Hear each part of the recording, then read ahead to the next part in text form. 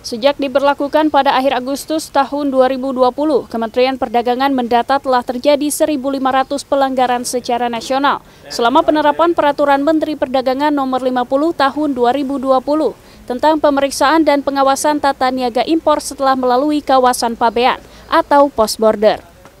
Di sela memimpin rapat evaluasi penerapan peraturan tersebut di Medan, Sumatera Utara pada Senin siang 6 Desember, Direktur Jenderal Perlindungan Konsumen dan Tertib Niaga Kementerian Perdagangan, Ferry Anggriono, menjelaskan pelanggaran terjadi sejak awal penerapan peraturan pada akhir Agustus 2020 hingga Desember 2021. Pelanggaran yang terjadi meliputi dokumen perizinan dan barang yang tidak memenuhi peraturan terkait label standar nasional Indonesia. Di Pulau Sumatera, pelanggaran merata di setiap provinsi dengan permasalahan yang hampir sama.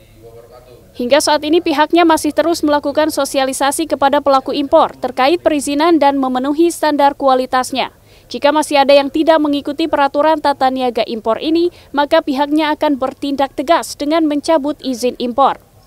Hal ini dilakukan guna melindungi produk dalam negeri yang sudah berjuang untuk memenuhi standar kualitas, sehingga persaingannya bisa lebih sehat.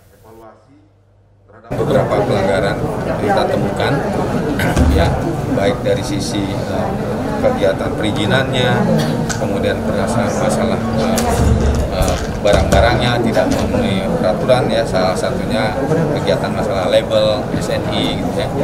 Tapi ini kita sudah buatkan dalam suatu berita acara, dan tentunya ke depan ini menjadi bahan evaluasi kami di dalam rangka penegakan hukum kegiatan. Produknya kebanyakan apa? Elektronik, produk makanan, atau tekstil? Ya, macam-macam. Ya, produk makanan juga ada, tapi terkait makanan minuman itu setelah kita temukan, kita limpahkan. Sementara itu, Kepala Dinas Perindustrian dan Perdagangan Provinsi Sumatera Utara, Aspan Sofyan, mengatakan selama ini pelanggaran sering terjadi pada produk makanan, elektronik, kosmetik, dan pakaian. Yang paling banyak hampir merata ini, hampir merata, ada barang industri, ada pakaian jadi juga, ada kemudian bahan makanan, dan khususnya di menyambut Natal dan Tahun Baru ini kami menghimbau kepada konsumen agar cerdas memilih produk-produk yang akan digunakan.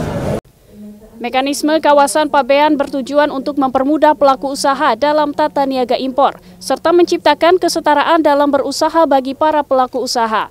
Namun sebagai konsekuensinya, Kementerian Perdagangan akan memperketat pengawasan barang impor setelah melalui kawasan pabean. Dari Medan, Sumatera Utara, Doni Aditra, Kantor Berita Antara, mewartakan.